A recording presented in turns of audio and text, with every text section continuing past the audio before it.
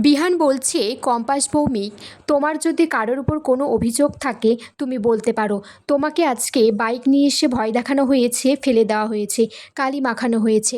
Compass বলছে, sorry sir, যে ছেলেগুলো বাইক নিয়ে এসেছিল তাদের হেলমেট পরা ছিল, তাদেরকে চিনবেই বা কী করে? আর গাছের মাথায় যে বালতি থেকে রং পড়লো সেটা জিতি বা জানবে কী করে? আমি জানতে পারিনি স্যার, আর কোনো প্রমাণও পাইনি। তখন মোনালিসা বলছে, বাবা এত মহান, আমাকে বিহানের সামনে ছোট করলো না।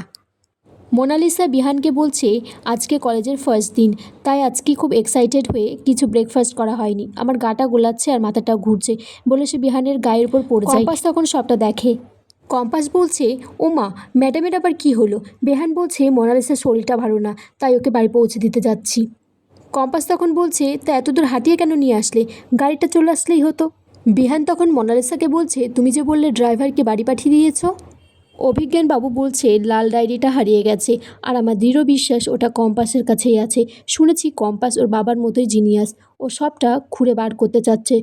কম্পাস যেভাবে উঠে পড়ে লেগেছে, এবার খেলাটা শেষ করতেই হবে।